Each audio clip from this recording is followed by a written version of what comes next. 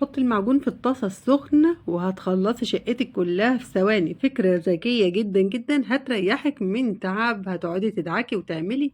النهاردة جايبالكوا فكرة حلوة قوي قوي، ذكية جدا جدا وجميلة كمان وريحتني جدا. في ثواني خلصت كل حاجة. أهلا وسهلا بيكم في شغلة وحكاية، منورين ومشرفين أحلى أخوات وأحلى متابعين في العالم كله. طبعًا شُغلة وحكاية اللي أول مرّة يتفرّج عليَّ، شُغلة وحكاية بنعمل شُغلانة بنتحدّى بيها الكسل اللي زي العسل، وكمان بنحكي حكاية اجتماعية، حكاية من الواقع، حكاية من الحقيقة، حكاية اجتماعية فعلًا واقعية، بنحاول نستفاد بيها من بعض. اللي غلط بنحاول إن إحنا ندّي له رأينا، واللي لسه مُقدِم على المشكلة ممكن ياخد فكرة من الفيديو بتاعنا أو مننا من كلامنا وما يُقعش في الغلط تاني.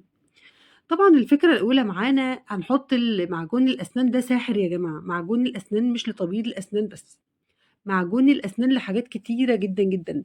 وزي ما أنتم شايفين معايا في الفيديوهات، عملت فيديوهين 3 قبل كده عن معجون الأسنان، ولسه في كمان أفكار ممتازة جدًا، جدًا. يعني لو عندِك معجون أي نوع معجون أسنان أيًا كان هو إيه، الفكرة دي خطيرة جدًا، جدًا. أنا نفسي كنت باعاني من المشكلة دي قبل كده، طبعًا عشان الحَر والصيف، والمطابخ طبعًا بتاعتنا صغيّرة، بيطلع فيها هاموش، بيطلع فيها الحاجات الصغيّرة دي. لو في بطاطساية بايظة، لو في طماطماية بايظة وأنتِ مش واخدة بالِك في التربو والّا محطوطة والّا هنا والّا هنا، تبُصّي كده في لحظة من اللحظات تلاقي الهاموش الصغيّر الرفيّع ده طاير كده في الهوا وما أنتيش عارفة تسيطري عليه. أكيد المطبخ مش هينفع نرُش المطبخ يعني، بس طبعًا الفكرة دي فكرة ممتازة جدًا، جدًا، جدًا، حلوة جدًا، جدًا، جدًا، زي ما أنتِ شايفة كده.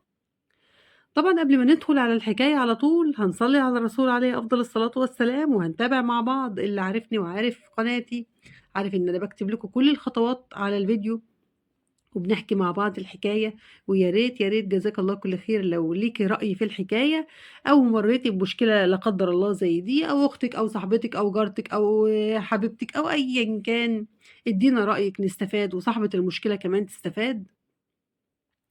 طبعًا ضحكوا عليها ووقعوها في الفخ، أمها وأختها. للأسف الشديد دايمًا بنسمع إن الحَمَاة، إن العمّة، إن الزوج، إن حاجات كتيرة كده هم اللي بيعملوا المشكلة للست. لكن النهارده المشكلة بتاعتنا مختلفة. المشكلة النهارده من أمها وأختها، ضحكوا عليها وقالوا لها اتطلّقي.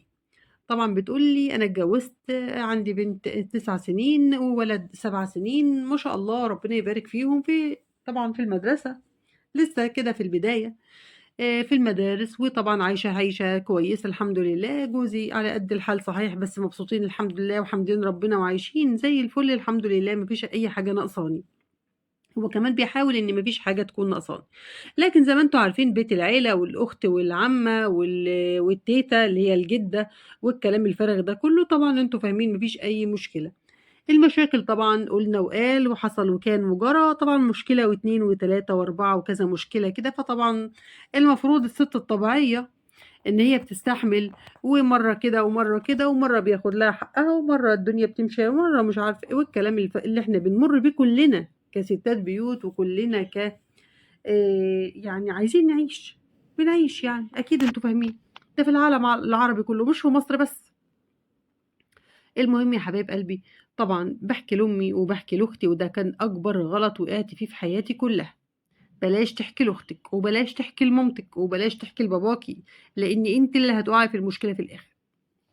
مرّت الأيام وراحت الأيام، باشتكي لأمي وباشتكي لأختي مرّة و2 و3، قالوا لي: "باقول لِك إيه، اتطلّقي وريّحي نَفْسِك." يعني إيه أنتم شايفين إن أنا أتطلّق؟ آه اتطلّقي وكرامتِك وما تسمحيش لحد إنه ييجي عليكِ والحكاية والرواية واللي والكلام الفارغ ده كُلّه. ما كدّبتش خبر يا جماعة، وقُلت له: "باقول لك إيه طلّقني." قال لي: "يعني إيه؟" قُلت له: "يعني من الآخر كده طلّقني، أنا زهقت منّك ومن عيشتكم ومن مامتك ومن أختك والليلة والحكاية والرواية والكلام ده كلّه." طبعًا أنا جوزي راجل اللي هو يعني أنا مش عارفة أقول لكم إيه بصراحة. المهم بيحبّني يعني من الآخر، لكن أنا طبعًا سُقت فيها ومفكّرة إن هو بقى يقعد يتحايل عليّا. أنتِ فاهمة؟ أنتم فاهمين يعني، أنتم فاهمين إن هو يتحايل عليّا بقى ولا والله ومش عارفة إيه. قال لي: "باقول لِك عايزة تتطلّقي؟ طَب ده آخر كلام عندِك؟" للأسف الشديد قُلت له: "أيوه هو ده آخر كلام عندي." قال لي: "خلاص ما فيش أي مشكلة خالص، عينيا ليكِ." راح رايح عند المأذون ومطلّقني. طبعًا كانت أول صدمة في عمري كُلّه، ما كنتش متخيلة إن هو هيطلّقني بالسهولة دي. المهم وبعد فترة من الوقت طبعًا بياخد الولاد في الأجازة، بيدّي الولاد مصاريفهم، بيجيب لهم حاجات حلوة وهُم جايين، بيجيب لهم كل أسبوع ييجي ياخد الولاد ويجيب لهم كل طلباتهم صراحة، من لبس، من أكل، من شُرب، من حاجة حلوات، مش مخلّي الولاد محتاجين أي حاجة ولا محسّس الولاد بغيابه أساسًا. كل شوية يتصل بيهم بتليفوناتهم، جايب للولاد تليفونات مع إنهم هُم صغيرين، لكن هو جاب لهم تليفونات عشان هو يطمن عليهم بنفسه. لدرجة إن هو في يوم طبعًا بابُص لقيت مامتي تخلّت عني، أختي كمان تخلّت عني، اللي كانوا بيقولوا لي اتطلّقي. فكان بيبعت مع الولاد مصروف صراحة كبير، يعني مصروف يكفّي الولاد وزيادة شوية.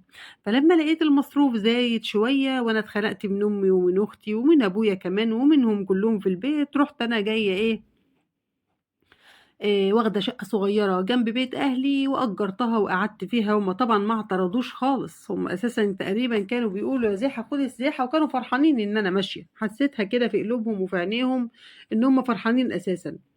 لمّا الولاد حكوا لباباهم على القصة بصراحة اليوم ده زوّد الفلوس شوية وكاتب عليها أجر الحضانة، لإن ابني الصغير كان في الحضانة. أجر حضانة، يعني هو مش عايز إن هو يهِنّي ولا يكسر بخاطري ولا كده، أنا حسّيته لإن هو طبعًا هو حسّاس صراحة، بس طبعًا أنا مش عارفة أعمل إيه. أنا جوزي قال لي في يوم من الأيام قال لي: "أنا عندي مشكلة، لو مرّيتِ بالمشكلة دي أو عدّيتِ المشكلة دي عندي مشكلتين، الخيانة بكل أنواعها أنا مش هاسامح فيها ومش باسامح ومش هاسامح أبدًا لو على جثتي. تاني حاجة لو طلبتِ الطلاق وقُلتِ إن أنا عايزة أتطلّق، أنا مش هارُد لِك كلمتِك ساعة ما تطلّعيها من بُقِّك تعرفي إن أنتِ طبعًا إيه خلاص الموضوع كده بالنسبة لِك انتهى، أنتِ شايفاه لِك شوفة يا إمّا مش مرتاحة وأنا ما أقدرش إن أنا أغصب واحدة على عيشتي ولا تعيش معايا تكون مش مرتاحة. تاني حاجة كمان قال لي حاجة واحدة، قال لي: "ولا سامح الست اللي تُقف قدّام جوزها في المحاكم طبعًا تطلب منّه فلوس، تطلب منّه أي حاجة." أنا صراحة هو ما خلّانيش أقف قدّامه في المحاكم ولا خلّاني إن أنا أطلب منّه أي فلوس، هو ادّاني دهبي وادّاني قايمتي وعفشي وادّاني بما يرضي الله صراحة، الراجل مش مقصّر. لحد في يوم من الأيام ما أحس من ولادي وسمعوا إن أنا عاملة عملية صغيّرة كده في أسناني، فلقيته باعت مع الولاد ده فلوس المِس، كاتب على الظرف كده دي فلوس المِس الشهر اللي بعد الجاي، يعني هو بيدفع مُقدّم، هو طبعًا كتب كده علشان خاطر إن دي فلوس يعني إن أنا أروح أكشف على أسناني. طبعًا أنا بصراحة مش عارفة أقول لكم إيه، أنا ندمت ندم عمري، ندم عمري في حياتي كلّه، أنا يعني مش متخيّلة إن أنا كنت أسمع الكلام بالطريقة الغبية دي، صراحة أنا مش عارفة أعمل إيه، طَب أتصرّف إزاي، أروح له والّا أترجاه والّا أكلّمه، طبعًا كرامتي مش عارفة أكلّمه نهائي خالص، مش قادرة أستحمل، هو كمان ما اتجوّزش، هو عايش بس إن هو بييجي ياخد الولاد كل أسبوع كمان بيجيب لهم مصاريفهم، بيدفع لهم باصاتهم وحضاناتهم ومدارسهم وكل حاجة أي كراسة عايزينها بيجيب لهم صراحة بدستة الكراسات. عايزين مثلًا أي حاجة، أي حاجة في الدنيا تتخيلوها، لو هو ما معاهوش أو ظروفه المادية لا تسمح، بيحاول إن هو يتصرّف، بيحاول إن هو يجيب من تحت الأرض، ما بيخلّيش الولاد نِفْسهم في حاجة ولا حاسين أساسًا بعدم وجوده.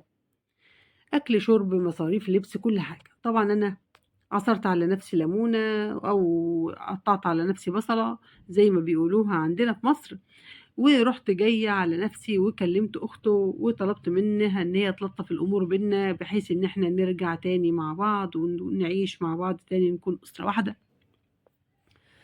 طبعًا لمّحت للولاد كده قُلت لهم قولوا لبابا إن أنت لازم تعيش معانا وبابا لازم مش عارفة إيه، الكلام اللي أنتم فاهمينه بقى ده.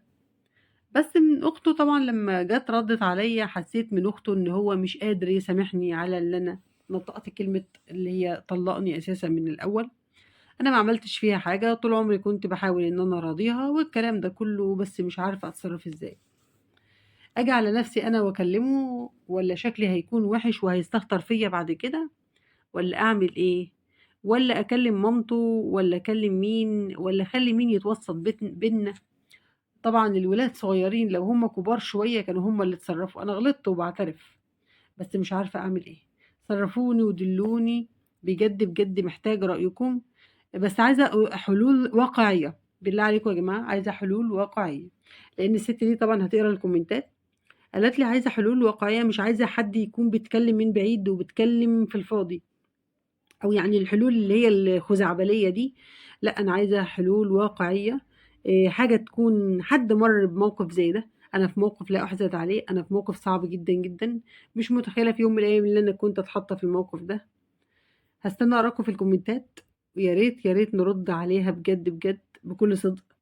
هاستنى أقراكم في الكومنتات وسبسكرايب للقناة، شير للفيديو لو عجبك الفيديو، عندنا فيديوهات جميلة جدًا تقدري تستفادي بيها، معجون الأسنان فعلًا ساحر موجود في كل بيت، تقدري تحوشي بيه الهاموش، تقدري بيه تلمّعي بيه الحنفيات بطريقة مع الكاتشب زي ما أنتِ شُفتِ بالطريقة الجميلة اللي إحنا عملناها، شايفين الحنفية ما شاء الله رجعت جديدة بتلمع تاني، أي حاجة فيها صدى هتخلّيها لِك زي الفل إن شاء الله، وإلى اللقاء في فيديوهات كتيرة جاية إن شاء الله.